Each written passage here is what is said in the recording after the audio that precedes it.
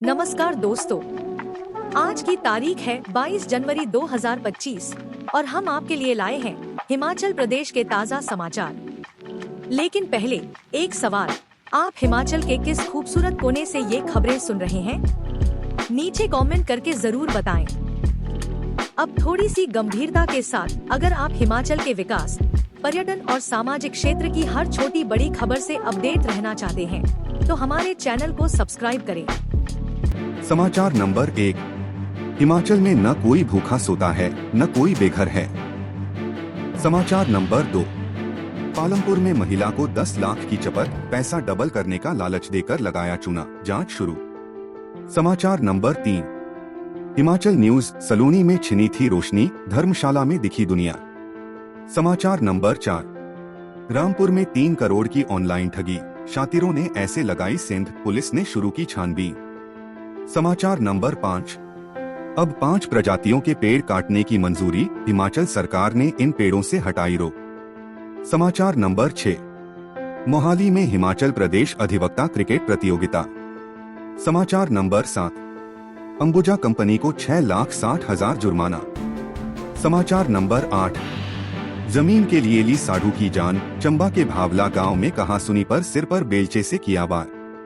समाचार नंबर 9। मनाली में महानाटी का रिकॉर्ड, 1000 महिलाओं ने डाली नाटी, कुल्वी नृत्य पर सैलानी भी झूमे। समाचार नंबर 10। शिवा परियोजना पर खुद नजर रखेगी सरकार। समाचार नंबर 11। मां दुर्गा का पाठ, सब रोगों का निवारण। समाचार नंबर 1। हिमाचल में न कोई भूखा सोता है, न कोई बेघर है। विधानसभा अध्यक्ष कुलदीप सिंह पठानिया ने कहा कि हिमाचल का निर्माण वर्ष 1948 में हुआ और 25 जनवरी 1971 को भारतीय गणराज्य के 18वें राज्य के रूप में स्थापित हुए। विषम परिस्थितियों के बावजूद हिमाचल विकास पथ पर आगे बढ़ा। यहाँ न कोई भूखा सोता है और सभी के पास अपना घर है। आजादी के बाद वर्ष 1973 में लैंड सीलिंग एक्ट हिमाचल ने बनाया। उन्होंने कहा कि देश के संविधान को सशक्त बनाने में लोकसभा और विधान मंडलों का योगदान रहा है। श्री पठानिया ने कहा कि हम आजाद हुए, देश को संविधान मिला, देश आगे बढ़ा, व्यवस्थाएं बनाई गईं और संविधान को सशक्त बनाने में सभी ने योगदान देने की कोशिश की। हिमाचल के संदर्भ में पठानिया ने कहा कि प्रथम मुख्यमंत्री संविधान सभा की ड्राफ्टिंग कमेटी के सदस्य थे। उनके योगदान को भुलाया नहीं जा सकता। विधानसभा अध्यक्ष कुलदीप पठानिया मंगलवार को बिहार विधानसभा सदन में आयोजित 85वें अखिल भारतीय पीठासीन अधिकारी सम्मेलन को संबोधित कर रहे थे। नियम 118 के तहत लोगों की जमीन को कोई बाहरी खरीद नहीं सकता। ये सभी प्रावधान जनहित में प्रदेश की मजबूती के लिए किए गए हैं। कुलदीप पठानिया ने कहा कि संविधान एक पवित्र दस्तावेज है जो लोकतंत्र, संघवाद और सामाजिक न्याय के सिद्धांतों का प्रतीक है। श्री पठानिया ने कहा कि संवैधानिक मूल्य किसी देश के संविधान में निहित मौलिक सिद्धांतों और आदर्शों को संदर्भित करते हैं, जो इसके शासन, कानून और सामाजिक ढांचे का मार्गदर्शन करते हैं। इस अवसर पर लोकसभा अध्यक्ष ओम बिरला, राज्यसभा के उपसभापति डा हरिवंश, बिहार विधानसभा अध्यक्ष नंद किशोर यादव और बिहार विधान परिषद अध्यक्ष अवधेश नारायण सिंह मंच पर मौजूद थे, जबकि सदन में सभी राज्यों के पीठासीन अधिकारी और केंद्र शासित प्रदेशों के पीठासीन और उपपीठासीन अधिकारी सहित विधान परिषदों के चेयरमैन और उपाध्यक्ष भी मौजूद थे। सम्मेलन के दौरान हिमाचल विधानसभा उपाध्यक्ष विनय कुमार भी सदन में मौजूद थे। समाचार नंबर 2। पालमपुर में महिला को 10 लाख की चपत, पैसा डबल करने का लालच देकर लगाया चूना, जांच शुरू। पालमपुर थाना के तहत आइमा वार्ड की एक महिला से शातिर ने करीब 10 लाख रुपए ठग लिए। यह ठगी ऑनलाइन तरीके से की गई। महिला ने इस संबंध में पुलिस में शिकायत दी है। पीड़ित महिला की शातिर से बात फेसबुक लिंक के माध्यम से हुई थी। महिला के अनुसार शातिर ने पैसा लगाकर उसका कई गुना मुनाफा देने की बात की थी। सोची समझी चाल के तहत शातिर पहले मुनाफे के नाम पर महिला को पैसे देते रहे। बाद में महिला से करीब 10 लाख ठग कर शातिर लिंक से गायब हो गए। महिला ने यह देख अब पालमपुर पुलिस थाना में शिकायत दर्ज करवा दी है। पुलिस मामले की जांच कर रही है। पीड़ित महिला को पहले फेसबुक पर एक लिंक आया, जिसे उसने खोला तो शातिरों ने उसे व्हाट्सएप पर एक ग्रुप ज्वाइन करने को कहा, जिस पर महिला ने शातिर के बताए गए इस ग्रुप को ज्वाइन कर लिया। पुलिस को दी गई रिपोर्ट में महिला ने 14 मार्च 2024 में 1 लाख व 15 मार्च को 40,000 जमा करवाए, जिस पर महिला को 19 मार्च 2024 को 5,000, 21 मार्च को 30,000 मुनाफा आया। उसके बाद उसने शातिर के कहने पर 5 लाख रुपए IPO के माध्यम से जमा करवा दिए, जिसके बाद महिला को 15 अप्रैल 2024 को फिर 15,000 मुनाफा आया। झांसे में आई महिला ने 12 अप्रैल 2024 को शातिर के कहने पर और 5 लाख रुपए IPO में जमा करवा दिए। थाना प्रभारी भूपेंद्र ठाकुर ने कहा कि महिला ने इस बारे पुलिस में शिकायत दी है। पुलिस शिकायत दर्ज कर ली है। समाचार नंबर 3, हिमाचल न्यूज। सलूनी में छिनी थी रोशनी, धर्मशाला में दिखी दुनिया। 15 वर्षों से अंधेरे में डूबे जिला चंबा के सलूनी हिमगिरी के पीयूष के जीवन में आखिर अब जोनल अस्पताल धर्मशाला में पहुंचने पर रोशनी लौट आई है। अब तक चंबा के विभिन्न स्वास्थ्य संस्थाओं सहित कई निजी संस्थानों के चक्कर काटने पर भी 15 वर्षीय पीयूष की एक आंख की पूरी तरह से बचपन से ही गई रोशनी नहीं लौट पाई थी। किशोर को दाईं आंख से बिल्कुल भी दिखाई नहीं देता था। मात्र टॉर्च की रोशनी आंख पर लगाने पर ही महसूस होता था कि लाइट आंख में गिर रही है।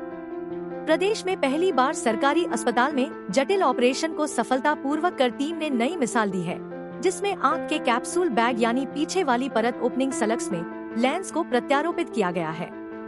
इसमें आंख की झिल्ली के कुछ आगे के कण हटाए गए हैं, जबकि पीछे के कण भी हटाकर जापानी हार्ड लेंस को बीच में स्थायी रूप से फिट किया गया है। अब तक PGI में ही इस तरह के जटिल ऑपरेशन होते रहे हैं, लेकिन अब हिमाचल के विशेषज्ञों के दृढ़ निश्चय ने तस्वीर बदल दी है। धर्मशाला अस्पताल के नेत्र रोग विशेषज्ञ डॉ. शैलेंद्र मनहास ने अस्पताल प्रबंधन व अपनी टीम संग मिलकर कमाल कर दिखाया है। ऑपरेशन करने वाली नेत्र रोग विशेषज्ञों की टीम में एनेस्थेसिया डॉ. कृतिका, PG से Dr. Navneet, OT Anoop, staff nurse में डोली व चतुर्थ श्रेणी में मंगला ने अहम योगदान दिया है। नेत्र रोग विशेषज्ञ डॉ. शैलेंद्र मनहास ने ऑपरेशन में लेंस बैग से प्राकृतिक खराब लेंस को झिल्ली से एक्सपोज लेंस बाहर निकाल दिया। इसके बाद जापानी लेंस को प्रत्यारोपित किया गया है। डॉ ने बताया कि ऑपरेशन के बाद पीयूष को 3 से 4 मीटर की दूरी तक दिखना शुरू हो गया है। क्षेत्रीय अस्पताल धर्मशाला के SMO डॉ. सुनील भट्ट ने बताया कि संस्थान में पहली बार इस तरह के जटिल ऑपरेशन को नेत्र रोग विभाग की टीम ने किया गया है। समाचार नंबर 4, रामपुर में 3 करोड़ की ऑनलाइन ठगी, शातिरों ने ऐसे लगाई सेंध, पुलिस ने शुरू की छानबीन। प्रदेश की राजधानी शिमला शातिरों ने 2 अलग अलग मामलों में 3.6 करोड़ अधिक राशि लोगों से ठगी है। साइबर ठग कभी ट्रेडिंग कंपनी तो कभी ऑनलाइन सामान खरीदने के नाम पर लोगों को ठग रहे हैं। हालांकि समय समय पर पुलिस की ओर से लोगों को साइबर क्राइम के बारे में जागरूक भी किया जा रहा है, लेकिन साइबर ठग आए दिन लोगों नए नए झांसों में फंसाकर ठग रहे हैं। ताजा मामलों में शिमला के रामपुर में एक ट्रेडिंग कंपनी ने लोगों के साथ फर्जीवाड़ा करके 3 करोड़ रुपए की ठगे हैं। बताया जा रहा है कि one touch trading solution company के नाम पर पैसा डबल करने का झांसा देकर लोगों से इसमें पैसे इन्वेस्ट करवाने के बाद शातिर फरार हो गए हैं। 3 करोड़ की इस ठगी मामले में रामपुर निवासी मधुबाला और कुल्लू जिला के निरमंड तहसील के करशोली गांव के रूपराम शुक्ला के खिलाफ धोखाधड़ी का आरोप लगाया है। पीड़ितों में प्रभात, नरेश चंदेल, पंकज ठाकुर, देवेंद्र सिंह, रीना नेगी, वसीम खान, लीला पाखला, कुंदन मोई, बबीता धीमान, रंजनी बंसल और राजेश शामिल हैं। शिकायतकर्ताओं के अनुसार आरोपियों ने न केवल सीधे लोगों से पैसे लिए, बल्कि पहले के पीड़ितों का इस्तेमाल करके नए निवेशकों को भी अपने जाल में फंसाया। DSP रामपुर बुशहर नरेश शर्मा का कहना है कि पुलिस शिकायतकर्ता की शिकायत के आधार पर आरोपियों के खिलाफ 420, 406 और 506 IPC के तहत मामला दर्ज कर कार्रवाई शुरू कर दी है। इसके अलावा दूसरे मामले में शिमला के शोघी में एक कारोबारी से 6.23 लाख रुपए की ठगी हुई है। इस बारे में कारोबारी ने बालूगंज थाना में मामला दर्ज करवाया है। आरोपियों ने उन्हें सामान तय तिथि पर पहुंचाने की बात कही और फर्जी बिल भी जारी कर दिया। बिल के आधार पर ठगों ने उन्हें 6,23,600 रुपए की रकम उनके बताए खाते में डालने के लिए कहा। पुलिस ने शिकायतकर्ता की शिकायत के आधार पर मामला दर्ज कर कार्रवाई शुरू कर दी है। समाचार नंबर 5, अब 5 प्रजातियों के पेड़ काटने की मंजूरी, हिमाचल सरकार ने इन पेड़ों से हटाई रोक। राज्य सरकार ने हिमाचल में लोगों को पेड़ कटान में राहत प्रदान की है। इन आदेशों में नगर निगम, नगर परिषद, नगर पंचायतों और छावनी बोर्ड के क्षेत्रों में पेड़ों की 2 नई प्रजातियों को कटान की अनुमति मिल गई है। पेड़ कटान पर प्रतिबंध के आदेशों पर यह संशोधन तूर और बबूल के पेड़ों पर लागू होगा। इस संशोधन के साथ ही कटान की इजाजत वाले कुल पेड़ों की संख्या अब 5 पहुंच गई है। राज्य सरकार की ओर से वन विभाग ने इससे पहले 4 जनवरी को अधिसूचना जारी की थी। इस अधिसूचना में पेड़ों के कटान पर प्रतिबंध लगाया था, जबकि इन आदेशों में सफेदा, पॉपुलर और बांस प्रजाति को कटान प्रतिबंध से बाहर रखा गया था, जबकि अब शहतूत और बबूल को आदेश के संशोधन में शामिल किया गया है। खैर, कटान को लेकर राज्य सरकार ने 10 साल की समय सीमा पहले से ही तय कर रखी है। वन विभाग के यह आदेश आगामी 30 साल के लिए लागू किए गए हैं और इस संबंध में पहले राजपत्र में प्रकाशन अक्टूबर 2002 में हुआ था। गौरतलब है कि राज्य सरकार ने प्रदेश में पेड़ों के कटान पर प्रतिबंध का फैसला किया है। अब इन प्रतिबंधों में ढील दी जा रही है। संशोधन को लेकर अतिरिक्त मुख्य सचिव वन के पंत ने अधिसूचना जारी की है। इस अधिसूचना के अनुसार विभाग ने जिन 10 वर्षीय पेड़ों को कटान की मंजूरी दी है, उन्हें चयनित करने की अवधि आगामी 10 दिन में खत्म हो रही है। 31 जनवरी तक का समय। वन विभाग ने इसके लिए 31 जनवरी तक का समय तय किया है और इस अवधि के गुजर जाने के बाद कटान के लिए पेड़ों को चिन्हित नहीं किया जा सकेगा। गौरतलब है कि वन विभाग ने 10 वर्षीय खैर कटान पर प्रतिबंध को लेकर जारी पहली अधिसूचना में निर्देश जारी कर दिए थे।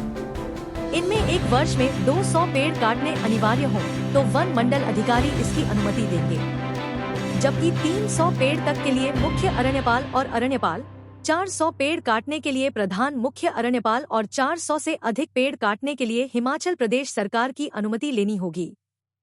समाचार नंबर 6। मोहाली में हिमाचल प्रदेश अधिवक्ता क्रिकेट प्रतियोगिता। हिमाचल प्रदेश उच्च न्यायालय शिमला की अधिवक्ता खेल एवं सांस्कृतिक समिति द्वारा पंजाब के मोहाली स्थित अंतर्राष्ट्रीय क्रिकेट स्टेडियम में हिमाचल प्रदेश अधिवक्ता क्रिकेट प्रतियोगिता 2025 का आयोजन किया गया। राज्यसभा सांसद, हिमाचल प्रदेश कांग्रेस के प्रभारी तथा भारतीय क्रिकेट कंट्रोल बोर्ड के उपाध्यक्ष राजीव शुक्ला इस अवसर पर मुख्यातिथि के रूप में उपस्थित रहे। प्रतियोगिता के शुभारंभ अवसर पर हिमाचल प्रदेश के उद्योग, श्रम एवं रोजगार तथा संसदीय कार्य मंत्री हर्षवर्धन चौहान तथा मुख्यमंत्री के प्रधान सलाहकार नवाचार, digital technology and governance Gokul Butail विशिष्ट अतिथि के रूप में उपस्थित रहे। 4 दिवसीय इस प्रतियोगिता में 8 टीमें भाग ले रही हैं। हिमाचल प्रदेश कांग्रेस के प्रभारी राजीव शुक्ला ने इस अवसर पर कहा कि हिमाचल प्रदेश के अधिवक्ताओं द्वारा इस प्रतियोगिता का आयोजन एक सराहनीय प्रयास है। उन्होंने कहा कि खेल सदैव आपसी सौहार्द को बढ़ाने में सहायक होते हैं। खेलों के माध्यम से हम व्यक्तिगत स्तर पर आपसी रिश्तों में मिठास ला पाते हैं। उद्योग मंत्री हर्षवर्धन चौहान ने हिमाचल प्रदेश उच्च न्यायालय की अधिवक्ता खेल एवं सांस्कृतिक समिति को इस आयोजन के लिए बधाई दी। उन्होंने कहा कि विश्व के बेहतरीन क्रिकेट मैदान में से एक मोहाली मैदान पर इस प्रतियोगिता का आयोजन किया जाना विशिष्ट है। इस अवसर पर हिमाचल प्रदेश उच्च न्यायालय की खेल एवं सांस्कृतिक समिति के आयोजक प्रशांत शर्मा ने सभी अतिथियों का स्वागत किया और प्रतियोगिता की विस्तृत जानकारी प्रदान की। हिमाचल प्रदेश उच्च न्यायालय की खेल एवं सांस्कृतिक समिति के विभिन्न पदाधिकारी एवं अन्य गणमान्य व्यक्ति इस अवसर पर उपस्थित थे। आपसी सामंजस्य कार्य प्रणाली में आएगा निखार। पंचायती राज मंत्री अनिरुद्ध सिंह ने आयोजन समिति को इस प्रतियोगिता के आयोजन की बधाई देते हुए आशा जताई कि भविष्य में इस प्रतियोगिता का आकार और बढ़ाया जाएगा। ऐसे आयोजनों की निरंतरता समग्र व्यक्तित्व विकास में महत्वपूर्ण है। इस दौरान गोकुल बुटेल ने कहा कि यह आयोजन अधिवक्ताओं के मध्य आपसी सामंजस्य को बेहतर बनाकर उनकी कार्यप्रणाली में और निखार लाएगा। समाचार नंबर 7। अंबुजा कंपनी को 6,60,000 जुर्माना। हिमाचल प्रदेश में सीमेंट की बड़ी उत्पादक कंपनी अंबुजा को प्रदूषण नियंत्रण बोर्ड ने पर्यावरणीय मापदंडों की अवहेलना के लिए जुर्माना लगाया है। अंबुजा कंपनी के रौड़ी में स्थित प्लांट में लगातार पर्यावरणीय मापदंडों की अवहेलना की जा रही थी, जिस पर कंपनी को प्रदूषण नियंत्रण बोर्ड ने 6,60,000 रुपए का जुर्माना लगाया है। सीमेंट कंपनी का मुख्य प्लांट दाड़ला घाट में है, लेकिन इसकी एक यूनिट रौड़ी नामक स्थान पर लगी हुई है। इस यूनिट से पर्यावरण प्रदूषण हो रहा था, जिसका आकलन 10 दिसंबर 2024 को किया गया था। इसके बाद लगातार प्रदूषण नियंत्रण बोर्ड की टीमें यहां पर जांच के लिए आती रहीं, मगर हालात नहीं सुधरे। इस पर प्रदूषण नियंत्रण बोर्ड के क्षेत्रीय अधिकारियों ने इन्हें नोटिस भी जारी किए और संबंधित उपकरणों को दुरुस्त करने के लिए कहा गया। बावजूद इसके वे उपकरण ठीक नहीं हो सके और पर्यावरण का नुकसान होता रहा। बार बार नोटिस दिए जाने के बाद भी जब सही कदम नहीं उठाया गया तो मामला प्रदूषण नियंत्रण बोर्ड के सदस्य सचिव कार्यालय को भेजा गया, जहां से अंबुजा कंपनी के जुर्माना लगाने के आदेश जारी कर दिए हैं। बोर्ड के सदस्य सचिव अनिल जोशी ने प्रदूषण नियंत्रण के मापदंडों को पूरा नहीं करने और बार बार नोटिस के बाद भी कार्रवाई न किए जाने पर संज्ञान लेते हुए सीमेंट कंपनी पर यह जुर्माना लगाया है और तुरंत प्रभाव से कार्रवाई करने को कहा है। समाचार नंबर 8। जमीन के लिए ली साढ़ू की जान, चंबा के भावला गांव में कहासुनी पर सिर पर बेलचे से किया वार। जिला चंबा के चुराह उपमंडल की ग्राम पंचायत भावला में जमीनी विवाद को लेकर हुई कहासुनी के दौरान गुस्साए व्यक्ति ने साढ़ू के सिर पर बेलचे से वार कर हत्या कर दी। मृतक की पहचान पुन्नू राम वासी गांव भरनोटी डाकखाना कलहल तहसील चुराह के तौर पर की गई है। पुलिस ने शव का मंगलवार को मेडिकल कॉलेज चंबा में पोस्टमार्टम करवाकर परिजनों के हवाले कर दिया है। पुलिस ने आरोपी दंपति के खिलाफ हत्या का मामला दर्ज कर कार्रवाई आरंभ कर दी है। पुलिस ने तत्परता से कार्रवाई करते हुए हत्या के मामले में नामजद पत्नी को गिरफ्तार कर लिया है, जबकि आरोपी पति की तलाश की जा रही है। मृतक की पत्नी रत्तो ने पुलिस को दिए बयान में कहा है कि बताया कि पुन्नू राम के साथ उसकी शादी 20 वर्ष पहले हुई थी। रत्तो का कहना है कि शादी के बाद उसका पति मायके भरनोटी में घर जमाई के तौर पर रह रहा था। रत्तो का कहना है कि उसकी बड़ी बहन झांझो की शादी कलेरा गांव के राजकुमार उर्फ राजू के साथ हुई है। रत्तो का कहना है कि सोमवार दोपहर बाद उसकी बहन झांझो व जीजा राजू उसके घर भरनोटी आए थे। सोमवार जब वह खाना बना रही थी तो उसकी बहन व जीजा ने जमीन को लेकर पति पुन्नू राम से बहसबाजी शुरू कर दी। रत्तो का कहना है कि बहसबाजी के दौरान गुस्साए जीजा राजू ने बरामदे में पड़ा बेलचा उठाकर पति पुन्नू राम के सिर पर दे मारा। बेलचे के वार से पुन्नू राम का सिर पर गहरी चोट आ गई। इसी बीच बहन व जीजा मौके से भाग गए। इसी बीच पति का अधिक खून बहने के कारण मौत हो गई। इसी बीच घटना की सूचना तुरंत पुलिस को दी गई। सूचना पाते ही तीसा पुलिस थाना से टीम ने मौके पर पहुंचकर पारिवारिक सदस्यों व लोगों के बयान दर्ज किए। पुलिस ने आरंभिक जांच के आधार पर आरोपी दंपति के खिलाफ हत्या का मामला दर्ज किया है। एसपी चंबा अभिषेक यादव ने मामले की पुष्टि की है। तीसा पुलिस थाना में आरोपी दंपति के खिलाफ मामला दर्ज कर नियमानुसार कानूनी कार्रवाई अमल में लाई जा रही है। समाचार नंबर 9। मनाली में महानाटी का रिकॉर्ड, 1000 महिलाओं ने डाली नाटी, कुल्लवी नृत्य पर सैलानी भी झूमे। जिला कुल्लू की पर्यटन नगरी मनाली में विंटर कार्निवाल के दूसरे दिन लेफ्ट बैंक के सैकड़ों महिला मंडलों के द्वारा कुल्लवी नाटी का आयोजन किया गया। इसमें हजारों की संख्या में कुल्लवी परिधान पहनकर महिलाओं के द्वारा नृत्य किया गया। लिहाजा मनाली का माल रोड पारंपरिक वेशभूषा में सराबोर नजर आया। विंटर कार्निवल के दूसरे दिन 1000 से अधिक महिलाओं ने पारंपरिक परिधान पट्टू व धाठू में कुल्लवी नाटी में हिस्सा लिया। इस दौरान देवभूमि की परंपरा का बखूबी प्रदर्शन हुआ और हजारों लोगों ने इसका लुत्फ उठाया। विंटर कार्निवल के मंच से कुल्लवी गायकों ने अपनी टीम के साथ कुल्लवी गीत गाकर सभी महिलाओं को थिरकने पर विवश किया। वहीं इस महानाटी को देखकर मनाली पहुंचे हजारों पर्यटक हिमाचली संस्कृति के दीवाने हो गए। खासकर कुल्लवी पट्टू व धाठू में सुसज्जित महिलाएं जब माल रोड में अपनी प्राचीनतम संस्कृति व सांस्कृतिक विरासत को लेकर आईं, तो यहाँ पहुँचे पर्यटक पहाड़ी सुंदरता के दीवाने हुए और महिलाओं के साथ नाटी में थिरकने लगे। मनु रंगशाला में अन्य कलाकारों ने अपनी कला का प्रदर्शन किया। HDM आभूषणों की चमक। महिलाओं ने पौराणिक आभूषणों में चंद्रहार, बालू, बाजूबंद, पंजेब, 3 फूल वाले पट्टू, किन्नौरी पट्टू पहनकर कुल्लवी नृत्य किया। SDM के बोल। मनाली के SDM रमन कुमार ने बताया कि अब राइट बैंक की महिलाओं के द्वारा 23 जनवरी को महानाटी आयोजित की जाएगी। इसके अलावा अन्य तरह के सांस्कृतिक कार्यक्रम भी आयोजित किए जा रहे हैं। समाचार नंबर 10। शिवा परियोजना पर खुद नजर रखेगी सरकार। एशियन डेवलपमेंट बैंक की मदद से हिमाचल प्रदेश में चल रही शिवा परियोजना को पारदर्शी तरीके से चलाने के लिए खुद सरकार इस पर नजर रखेगी। पूर्व सरकार ने इसके लिए जिस तरह की व्यवस्थाएं की थीं, उनको सरकार ने बदल दिया है। बाकायदा इसके लिए आदेश जारी हुए हैं और प्रोजेक्ट मैनेजमेंट यूनिट की कमान गवर्निंग काउंसिल के माध्यम से खुद बागबानी मंत्री जगत सिंह नेगी ने संभाल ली है। इसके साथ निदेशक बागबानी को भी इसमें महत्वपूर्ण जिम्मेदारी दी है, जिन्हें पहले इस प्रोजेक्ट से लगभग बाहर रखा गया था। शिवा परियोजना का पूरा नाम Himachal Pradesh sub tropical horticulture irrigation and value added project है, जिसे HP शिवा कहा जाता है। ADB की मदद से इस परियोजना पर 1250 करोड़ रुपए तक खर्च होने हैं। इसमें प्रदेश सरकार भी मदद कर रही है, जिसने हाल ही में 50 करोड़ रुपए की राशि इस प्रोजेक्ट के तहत जारी की है। सरकार का मानना है कि प्रोजेक्ट को पारदर्शी तरीके से चलाने के लिए कुछ महत्वपूर्ण बदलाव होने जरूरी हैं। इसलिए मॉनिटरिंग के लिए प्रोजेक्ट मैनेजमेंट यूनिट में गवर्निंग काउंसिल का गठन कर दिया गया है। बागबानी विभाग के सचिव सी पालरासू की ओर से इस गवर्निंग काउंसिल के गठन के आदेश जारी हुए हैं।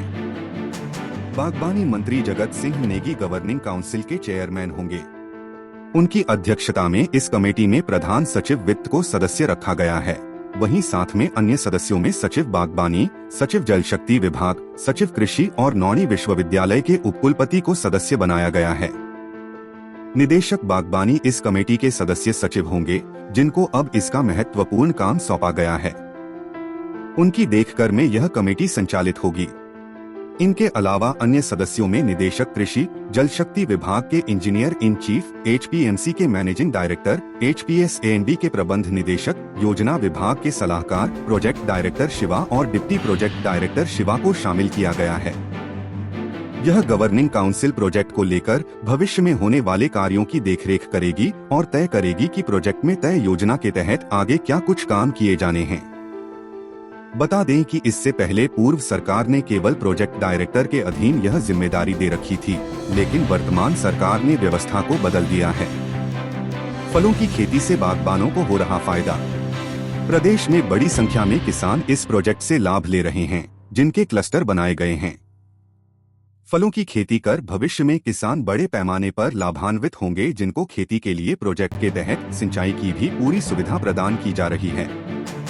हिमाचल प्रदेश में जिस तरह से सेब बागबानी के लिए विश्व बैंक की परियोजना चली थी, उसी तरह निचले हिमाचल के लिए ADB की शिवा परियोजना है। आने वाले दिनों में इस प्रोजेक्ट में कई तरह के बदलाव देखने को मिल सकते हैं। बहरहाल बागबानी मंत्री की अध्यक्षता में बनी गवर्निंग काउंसिल प्रोजेक्ट का काम पारदर्शिता के साथ आगे बढ़ाने पर जोर देगी। समाचार नंबर 11। मां दुर्गा का पाठ सब रोगों का निवारण। विश्व में कीटाणुओं का प्रबल दुष्प्रभाव बढ़ता जा रहा है। लोग पढ़ लिखकर जैसे धन कमा लेते हैं, वैसे ही रोगी हो जाते हैं और सारा धन रोगों के इलाज में खर्च हो जाता है। इतने कीटाणु बढ़ गए हैं कि जिनका कोई अंदाजा नहीं लगाया जा सकता है। केवल दुर्गा माँ का पाठ ही इन कीटाणुओं को नष्ट कर सकता है। माँ दुर्गा ही कीटाणुओं को उत्पन्न करने वाली है और यही नष्ट करने वाली है। कोरोना के कीटाणुओं ने पूरे विश्व में त्राहि मचा दी थी। वैज्ञानिकों का मानना है कि अभी भी पूरे वातावरण में न जाने कितने ऐसे रोग पैदा करने वाले भयंकर कीटाणु उपस्थित हैं, जिनका कोई इलाज भी नहीं है। इन सब रोगों का एकमात्र निवारण केवल मां दुर्गा के दिव्य मंत्रों का पाठ और दैवव्यपाश्रय है। यह उद्गार महाब्रह्मर्षि श्री कुमार स्वामी जी ने जनवरी के 21 से 22 को पंचकूला सेक्टर 20 अनाज मंडी में आयोजित ज्योति दिवस एवं प्रभु कृपा दुख निवारण समागम में श्रद्धालुओं से खचाखच भरे पंडाल में समागम के प्रथम दिन व्यक्त किए। समागम में सामाजिक संस्थाओं के प्रतिनिधियों, धार्मिक संस्थाओं के विद्वानों, प्रशासनिक अधिकारियों व राजनीतिक क्षेत्र से संबंधित गणमान्य लोगों ने अपनी उपस्थिति दर्ज करवाकर प्रभु कृपा ग्रहण की। समागम में आए श्रद्धालुओं के लिए अनवरत रूप से लंगर चलता रहा। मैं आनंद और आनंद रूपा हूँ। दुर्गा सप्तशती में माँ ने कहा है कि मैं आनंद और आनंद रूपा हूँ, अर्थात इनके द्वारा ही आनंद प्राप्त होता है, जिसे हम आनंद कहते हैं। माँ स्वयं ही है। इनकी कृपा से साधक को आनंद की प्राप्ति होती है। माँ कहती है कि मैं विज्ञान व अविज्ञान रूपा हूँ। जितना भी अध्यात्म है वह ही विज्ञान है।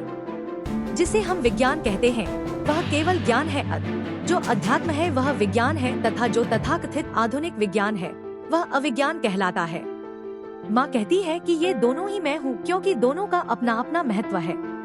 एक के द्वारा भौतिक सुख साधन प्राप्त होते हैं तथा दूसरे के माध्यम से धर्म, अर्थ, काम, मोक्ष का प्रारूप प्राप्त होता है। प्रकृति व प्रकृति से भिन्न अर्थात अजा व अंजा भी मैं ही हूँ, ऊपर नीचे अगल गल भी मैं ही हूँ। भगवती माँ दुर्गा कहती है कि मैं सर्वशक्तिमान तथा सर्वव्यापक हूँ। हम अपने राज्य के विकास में योगदान देने में गर्व महसूस करते हैं और हमें उम्मीद है आने वाले दिनों में हमें और भी अच्छी खबरें मिलेंगी।